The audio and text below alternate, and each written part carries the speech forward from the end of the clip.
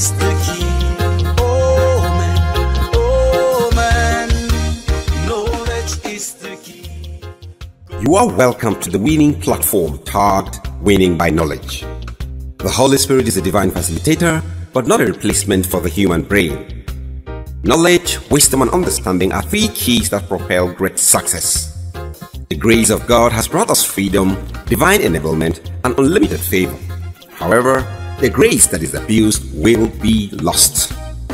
Any knowledge acquired but not applied has no profitable value. This platform, Winning by Knowledge, teaches a balance between personal responsibility and spiritual enablement as keys to unlimited success. You are welcome to this edition of Winning by Knowledge, anchored by Dr. Victor Falak, a pastor, a teacher, and a human resource developer. Empowers, can guide you.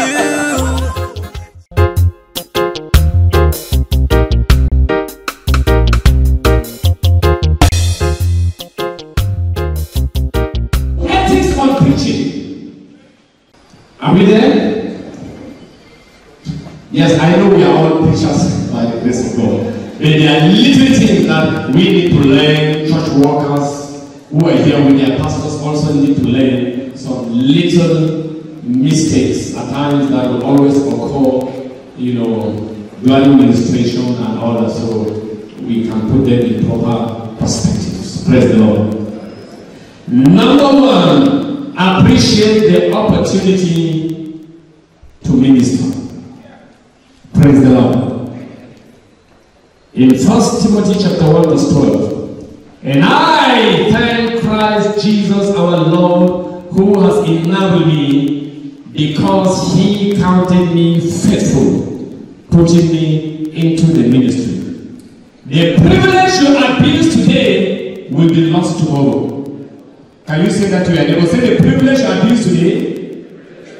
Say it as you mean. Say, the privilege you abuse today will be lost tomorrow. When you are given a privilege to mount any pulpit, either in your local church or you are invited elsewhere, the first thing you do as a servant that is cultured is for you to thank the person that gave you that privilege to preach on that altar. There were more than 100 people or more than 1,000 people better than you. But the person gave you that privilege, that honor. And so when you come up, the first thing is appreciate that person. When God called that person, were you there? When the person was going around evangelizing and gathering people, trying to build a church, were you there? When the person was putting up structures, making sure that things work and things are okay, were you there? And you come up as if it were your right. It is wrong. So that should be corrected from today. When you are given any opportunity, either within your local church, as you rise up, the first thing is what? You appreciate your father in the house for giving you that great opportunity. If you're going outside that place to minister, the first thing you do is to appreciate your host that invited you. That's why you notice since yesterday, each time I come up here, I take the first few minutes to appreciate the Christian Association of Nigeria for giving me this almost platform to talk to us. It's very key and it's very important. When you abuse the privilege, you will not be told, and you will be called next time to return there. Have you heard that? And I'm sure that for those of us that have been making some of these mistakes, let us make correction. So from where we have read, he said that one, but because he counted me faithful, because he counted me worthy, and he said, I thank God. That means God would have called any other person and still use him without Paul. But God called him and said, thank you for finding me worthy. Praise the Lord. Number two, don't use the pulpit to seek revenge. Hello? Don't use the pulpit to seek revenge. You know, when you have the microphone on you can say anything and get away. And you know nobody can control you when you have the microphone. You know, I have the microphone with me and my father is seated here. When I said, everybody stand up, he too will stand up. Two of us. But after this meeting, can I tell him to stand up? Hello? After this meeting, can I tell my father to stand up? I'm sure he will start praying in tongues that something has gone wrong with my son. Father, intervene, something has gone wrong. And so when we are in church and you have the privilege of the microphone, and because you know that nobody will take the microphone away from you, don't leave what you are supposed to do and begin to address people, either directly or indirectly, and begin to seek for revenge. If you've got a problem with anybody, why can't you walk up to the person and address the problem? Why do you need to discredit the pulpit of God to seek for revenge? Praise God. So that should not be done. Absolutely. In Judges chapter 13, verse 5, I'll tell you a little story about Samson. Yes, even though what happened to Samson was designed by God. It was designed by God. He was offended by the Philistines so that he can seek revenge. But a lot of us will do this kind of things not because it was God that sought that occasion, but because we want to seek for revenge. In Judges 13 and verse 5, the Bible says, "For behold, you shall..." Okay, sorry please. Judges chapter 14 verse 20. "And Samson's wife was given to his companion, who had been his best man." Then in Judges chapter 15 and verse 6. Okay, let's take from verse 3. "And Samson said concerning them, Now shall I be more blameless than the Philistines, though I do them a displeasure. And Samson went and caught 300 foxes, and took firebrands, and turned tail to tail, and put a firebrand in the midst between two trays. And when he had set the brands on fire, he let them go into the standing corn of the Philistines, and burnt up both the shocks, and also the standing corn with the vineyards of the olives." What simply happened to Samson was his wife was taken away, and the wife was given to his friend. And Samson turned in anger, and he decided to start fighting the Philistines. The Bible says that God set up that occasion, for a purpose. But just as we have read these scriptures for our example, we are trying to draw a caution here that when you have a personal problem with somebody, please don't bring it to this honored pulpit to come and seek for revenge. It is wrong and it should not be done. Number 3, do not allow personality factor to unduly influence your message. You see some pastors that they have prepared the message that God gave them from home. God gave them within the week. God gave them before that time. And as soon as one highly honored person walks into that meeting, suddenly he's looking for a new message to preach to please that person. Suddenly he's struggling to change his message. And ethically that thing is wrong. That very person that came for that meeting, how much do you know that message that God gave to you, that it was the very reason why God brought that person? Why the president is coming to fellowship with you? Do you know the problem the president is going through? You don't know. And God ordered his step into your church, and quickly he started changing your message. And that message you are supposed to preach is the message that God has prepared for the president or the governor or the chairman that was coming to your church. If God has given you a word, don't be influenced by personality factor. Recognize personalities that come to fellowship with you. Give them their due place. Honor them. Give honor to whom honor is due.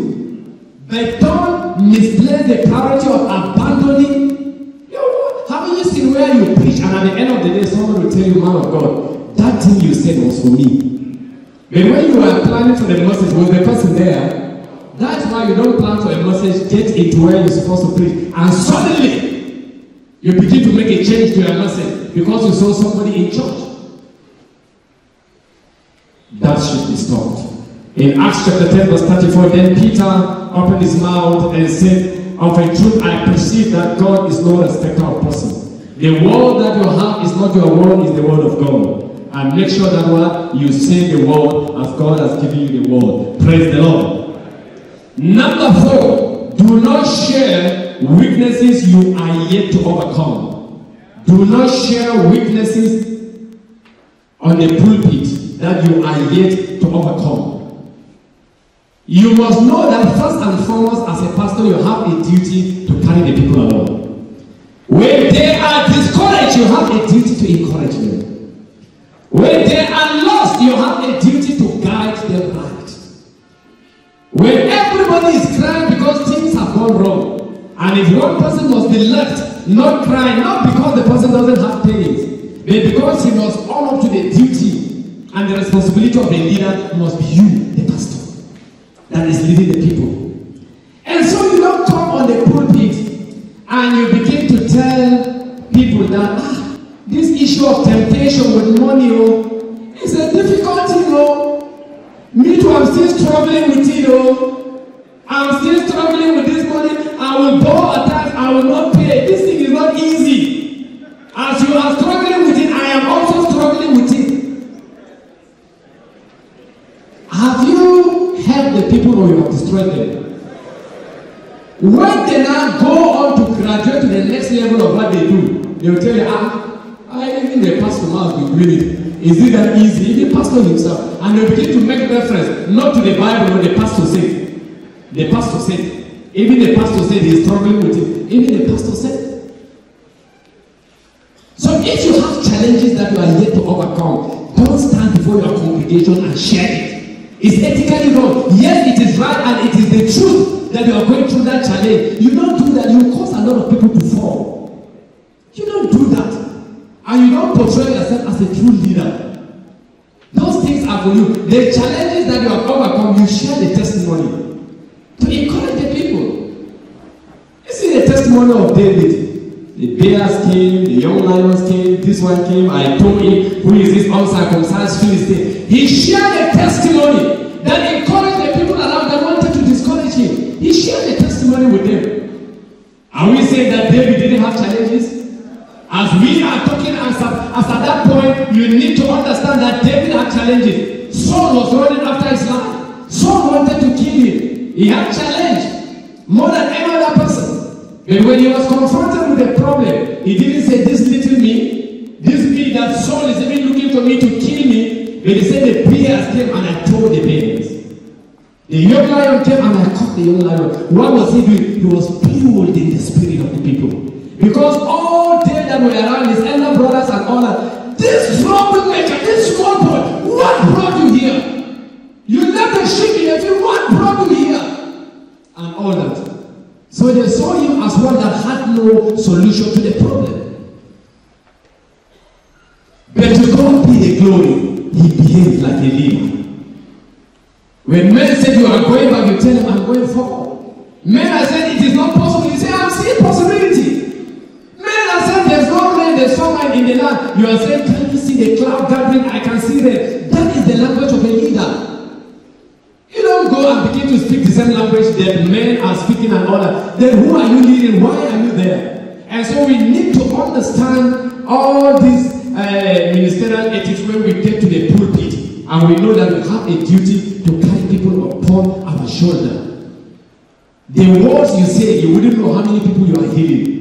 And the wrong things you say, you wouldn't know how many people you are breaking down in your congregation. So we need to be careful. In 1 Samuel chapter 30 and verse 6, the Bible says, now David was greatly distressed, for the people spoke of stoning him, because the soul of all the people was grieved, every man for his sons and his daughters. But David strengthened himself in the Lord his God. Can you hear he said David strengthened himself? You read the account, he encouraged himself, and he said, give me the effort. And he inquired of the Lord, shall I pursue? Shall I overtake? Shall I recover? And the Lord said, surely, for you shall pursue, you shall overtake, and you shall recover all. But how many people knew, or how many of us today that we share the testimony of David? Or we say, I shall pursue, I shall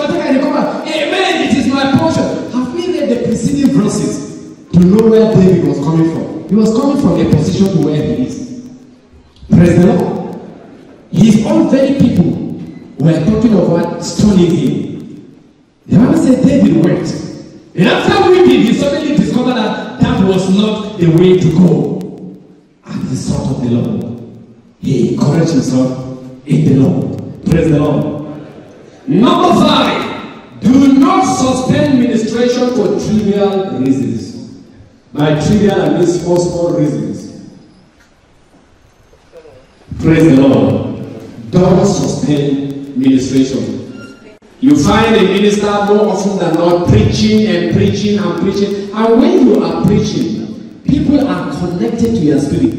Somebody is hooked up as if he is falling off his seat or her seat. And he wants to catch something. He is connected. That thing the person has been looking for is that thing you are saying. And the person wants you to get to a conclusion. Is that very thing you are saying. And suddenly the microphone goes off. And you get angry. And you now distract your attention. And begin to face the technical crew. Why are you doing this? Where is the microphone? Why don't you get this thing connected before that? And you get angry. And you are distracted. And what you are doing, or what you do not understand, is that you have disconnected yourself from the spirits of the persons that are hooked up to you. There's a disconnect in the realm of the spirit.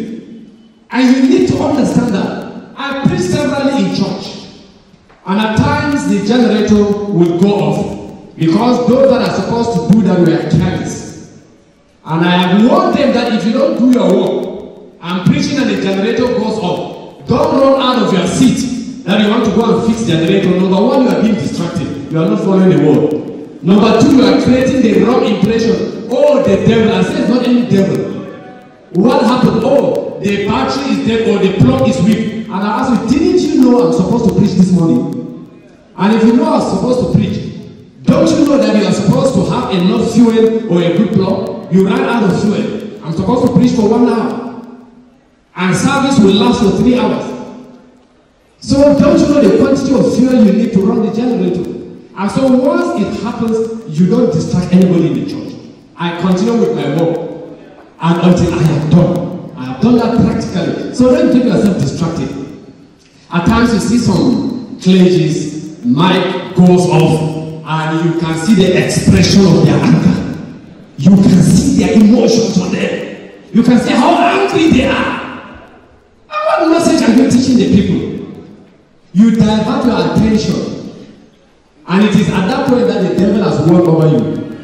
It's at that point that you will give it up. When you started your ministry, did you start with microphone? Hello? Did you start your ministry with microphone? So why has microphone become your problem? We were here yesterday and somebody didn't do his job well. And the generator went off. Did you notice that? Did I stop my message? Did I say let us pray that the devil had done something wrong?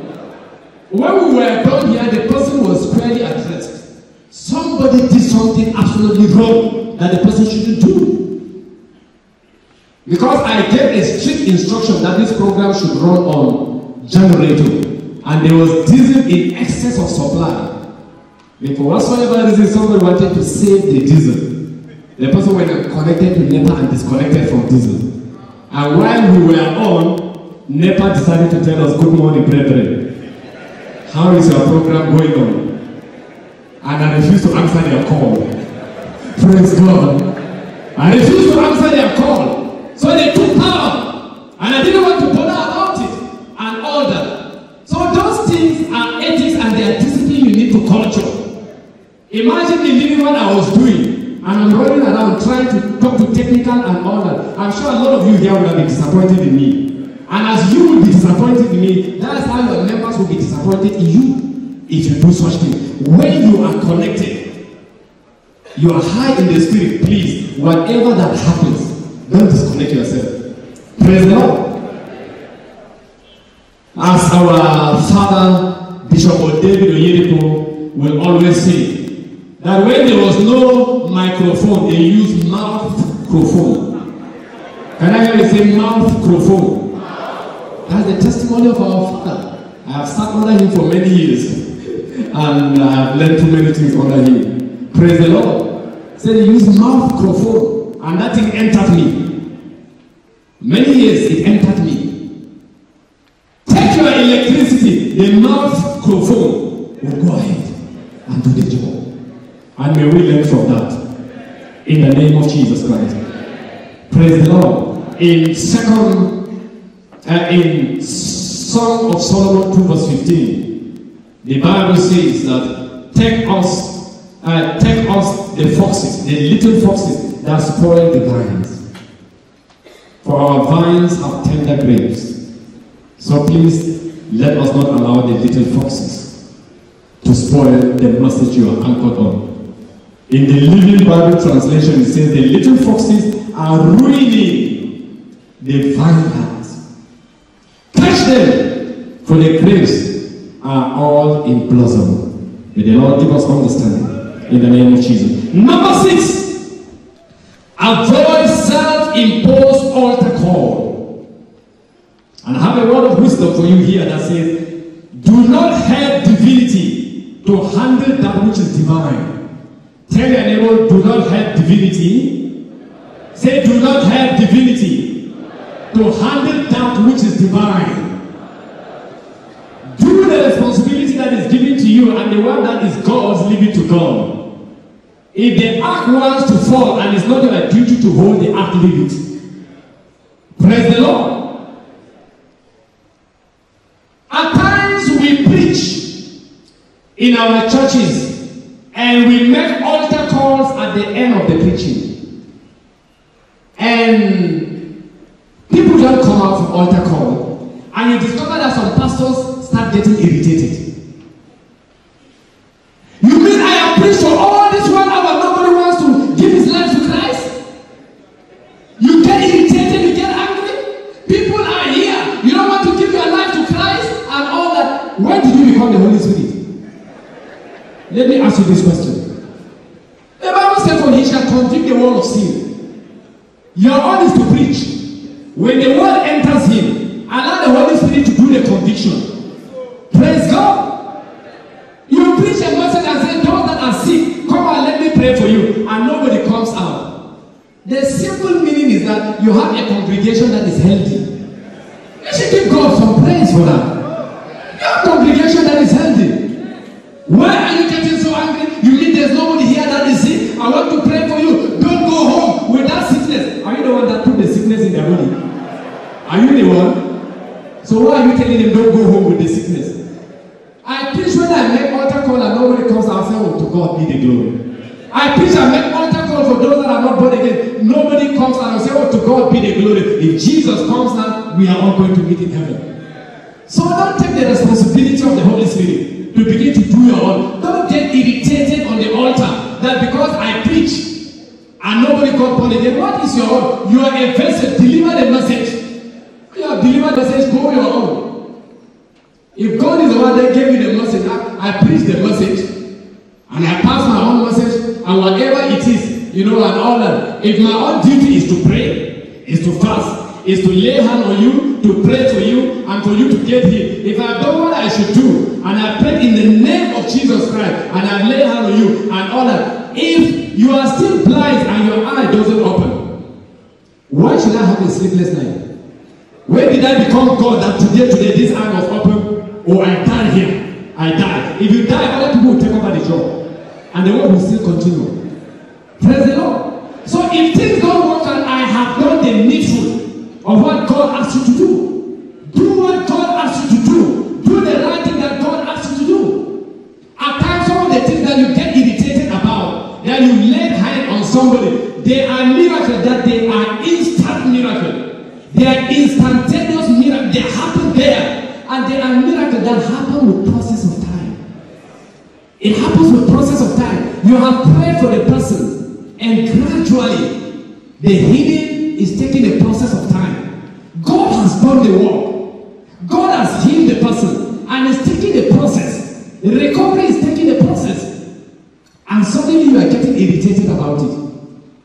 You don't do your own and you want to do God's own work. Are you the one doing the healing of God? So if it is God and you are just the vessel, allow God to do that which God is supposed to do.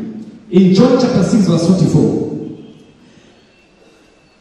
Jesus said, no man can come to me except the Father which has sent me draw him. So that means that you need the conviction of God as you hear the word. In John 16 and verse number 8, he said, and when he is come, he will reprove or convict the world of sin. So do what you should do and let God, confirm his word through the mouth of his servant. And the Lord shall do so in Jesus' name. Number 7, do not perform a hand laying or anointing ordinance or any form of religious ritual on your senior pastor. Praise the Lord. In Hebrews chapter 7 and verse 7, New King James Version, the Bible says, now beyond all contradiction, the lesser is blessed by the better. Praise the Lord. No matter how much you are moved by the Holy Spirit, put that move under your control.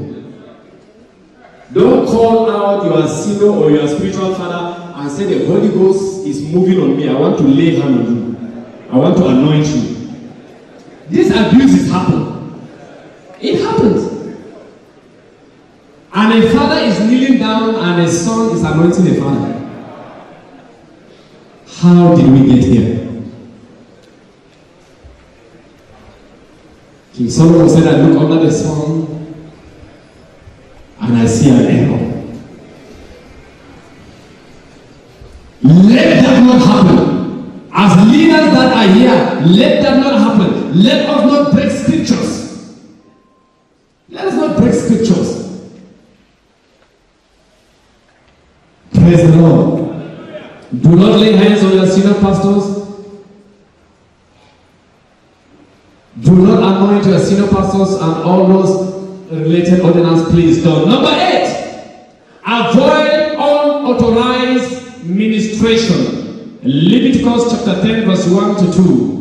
Bible says, and Nadab and Abihu, the sons of Aaron, took either of them his censer and put fire therein and put incense thereon and offered strange fire before the Lord, which he commanded them not. And there went out fire from the Lord and devoured them, and they died before the Lord. Praise the Lord.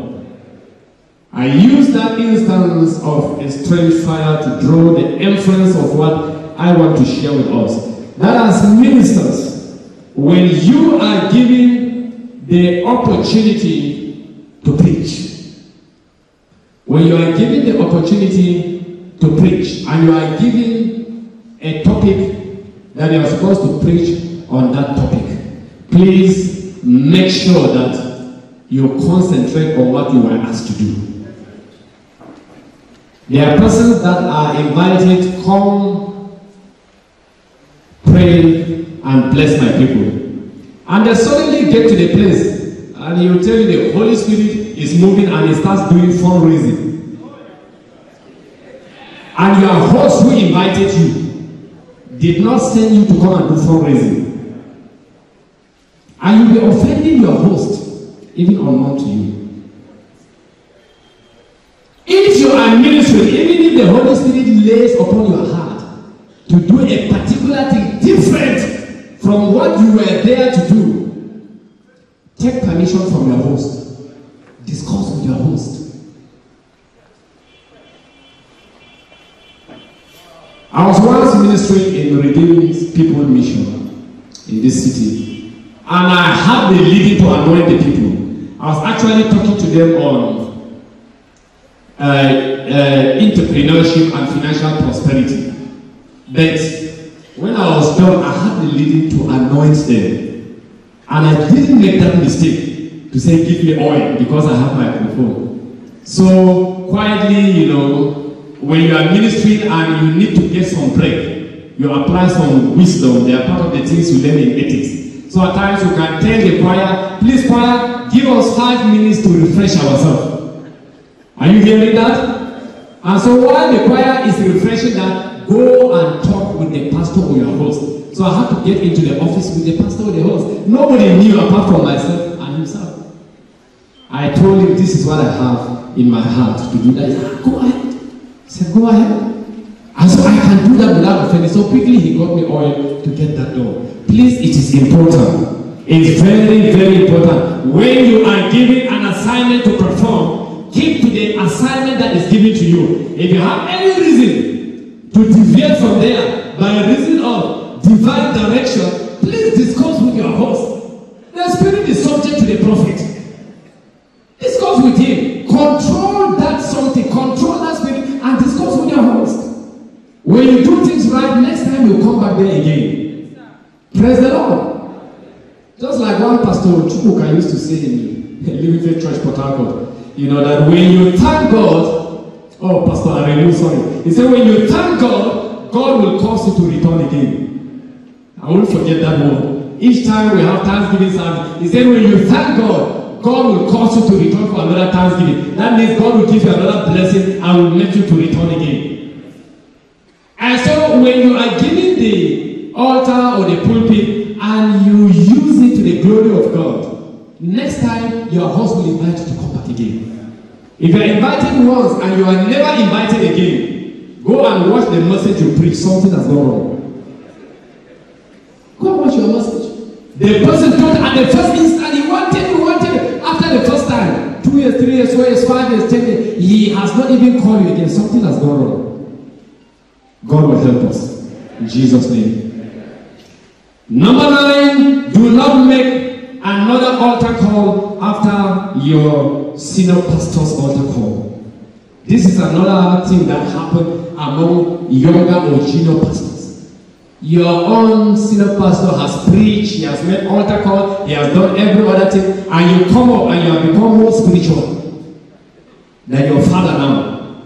And you come up and you start your own. You can preach as a junior pastor, and your senior pastor can come and make an altar call after you. Are you hearing that? You can preach as a junior pastor, your senior can come and make an altar call after you. But when your senior pastor has preached, don't make an altar call after him. Even if God is laying something in your heart, whisper it. That is what God is telling you. If he wants to go up to the microphone, he can do that. Respectfully, you can pass the message. Don't come to the microphone and they say, go and share grace. And your father gives you the opportunity to share grace. Then you now come and you say, the Spirit of God is still telling me there are people here. As Papa, the Spirit of God is still, there are people, you must come out. And you are my own junior pastor. I will suspend you after service. Because you have to go on suspension. Praise God. You have to go on suspension. It's nonsense and rubbish. That's why we need to be cultured as pastors. We need to be cultured. Praise the Lord. Amen. 1 Corinthians 14 verse 40 says, let all things be done decently in order. Your father came and left, and you came back, you tried to reverse something. Where is orderliness? Is there decency in that?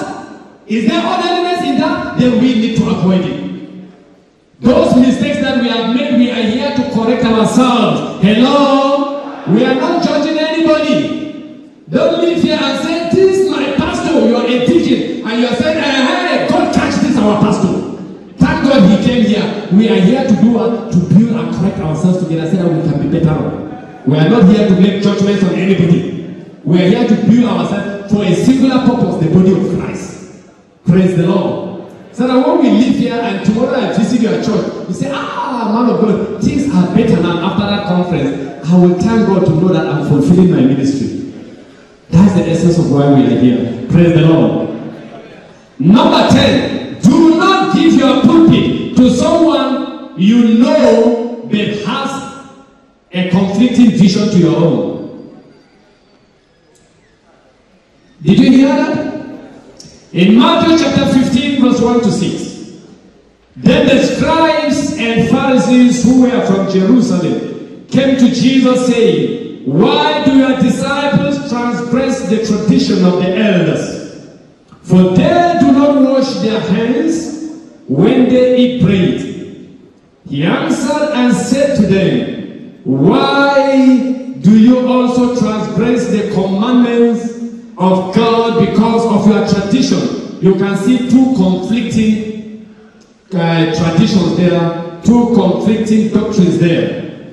And in verse 5, for God commanded, saying, honor your father and your mother, and he who curses father or mother, let him be put to death. But you say, whosoever says to his father or mother, whatever profit you might have received from me is a gift from God, then he need not honor his father or mother. Thus you have made the commandment of God of no effect by your tradition. So the Pharisees, the scribes on one side and Jesus on another side, they had what? Conflicting belief in each other.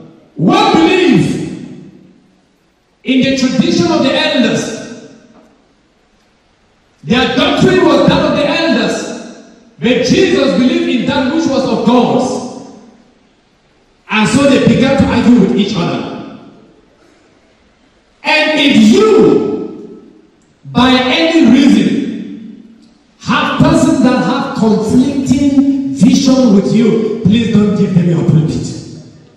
Don't give them your pulpit. Pastors, are you hearing me? You can be my friend, but we are at diversity when it comes to some fundamental belief. We can be friends, you can visit me, I can visit you, but I don't need to give you my pulpit. You will come to that pulpit for one day and destroy your ministry. Please take note of that.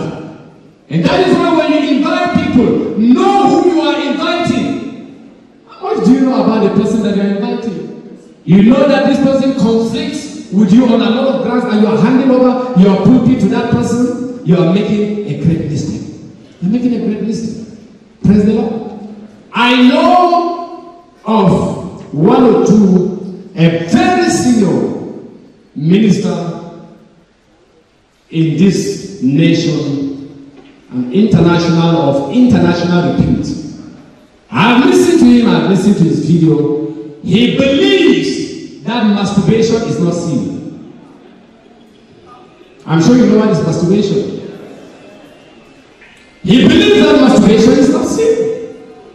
And if you believe that masturbation, whether it's trying to whether you have a sexual intercourse with a woman or you decide to self-impose the sexual desire by rubbing on your private part to receive satisfaction, which is called masturbation. And you decide to do that, and somebody says, no, when you sleep with a woman, it's a sin. But if you decide to rub your private part and get satisfaction, and you can have orgasm, you can have ejaculation, it's not a sin. But you have been preaching in your own church that anything that is near fornication or the appearance of sin, don't go to it. And then you bring this person to your church.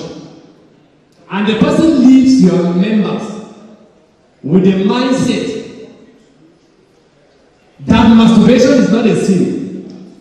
The truth of what I will tell you is that any correction you make, you can't correct everybody. Some will take that thing and it will become part of them. Because some of them will start doing their journey. After all, what does Pastor Victor Falak wants to tell me? In fact, before he got into ministry, this man, in fact, before he was born, this man has been into ministry. And the man that has been in ministry before I was born, he said that masturbation is not a sin. So what is Pastor Victor? So there are some that they have been longing for an opportunity. And now that father in the faith created a platform for them. There are fundamental issues that when you don't believe in a man, let him remain your brother. Let him remain your friend. Don't give him your pulpit. Pastors, are you hearing me? Say that when you gather over 20 years, don't come back to begin to regather. When you pour water to the ground, you can't recover all the water. He who has ears to hear, let him hear. Praise the Lord. In Mark chapter 3, or in 1 Corinthians chapter 15 verse 29, the Lord said, else what shall they do which are baptized for the dead? If the dead rise not at all, why are they then baptized for the dead? So there are those who believe in the baptism of the dead. You are dead, you come and do baptism for the dead body. And you don't believe in the baptism of the dead. And so when you have some of these fundamental differences and all that, please be careful. Because by the time you give that person 1 hour on your pulpit, he must have brought up some of these things and would have misled some people. May the Lord help us to give us insight in the name of Jesus. Number 11, do not release your pulpit to someone that does not believe in you. Mark 3 verse 22. And the scribes who came down from Jerusalem said, he has Beelzebul, and by the ruler of the demons he cast out demons. The Pharisees accused Jesus that he was casting out demons by the spirit of Beelzebul. They never believed in him. So if you have a man that does not believe in you, and so you want to seek reconciliation, you want to please the man, and you hand over your pulpit to that man, it's an error. You don't do that. It's an error. The man does not believe in what I do. He doesn't believe. I teach prosperity, and so the man doesn't believe in prosperity. He is anti-prosperity. He doesn't want to hear prosperity. And now he has been insulting me all over the place. He preached against me. He has been saying a lot of things. And because I want to please him, I handed over my pulpit to him. By the time he is through, in 1 hour, then you know that 50% of your members have been left with the belief that prosperity is sin, money is sin. Oh, it is worldliness. Oh, take away the money and give me Jesus. I need the money and Jesus, all of them. Give me all of them. Praise God. I need all of them. If you give me plenty money now, I would have connected CNN live on this program. Praise God. I need the money. I don't need the money to be going for whatever it is and all that. I need the money for the gospel. Zechariah 1 and verse 17, the Bible says, by prosperity, my kingdom is spread abroad. Some of you are supposed to be bigger and you are, of course, supposed to enlarge beyond where you are, true or false. But you are incapacitated by reason of money. There are some pastors that are younger pastors, they are rich in the world. They are gifted. When you engage them, you can see the gift in them. You can see the calling in them. But finance has incapacitated them. And nobody is hearing them. And you die and carry that into the grave. And so who is the devil that tells you that money is bad? God punish the idiot. Praise God. You need money but don't love money. Tell your neighbor you need money, but don't love money. If you love money, you're on your own. I didn't tell you that. The love of money, the Bible says, the root of what? All evil. Praise the Lord. So today we are not talking about prosperity. We are talking about ethics. Hallelujah. Praise God. So we are saying that don't release your pulpit to someone you don't believe in. You know your calling. You know what God has asked you to do. And so you know the people that you should invite to work with you. Praise the Lord. Praise the Lord. Amen. I wish my wife can give me my phone to be checking at the time, because we will later connect somebody in USA so that we don't keep the person waiting. Praise the Lord. Just thank you for the word we've had today. Just say, Father, I give you praise. Father, I thank you for your word. Father, I thank you for your word. Father, I give you praise. Father, thank you for the increase for today. I want you to begin to confess to yourself and say, I'm getting better, I'm getting wiser, I'm getting stronger.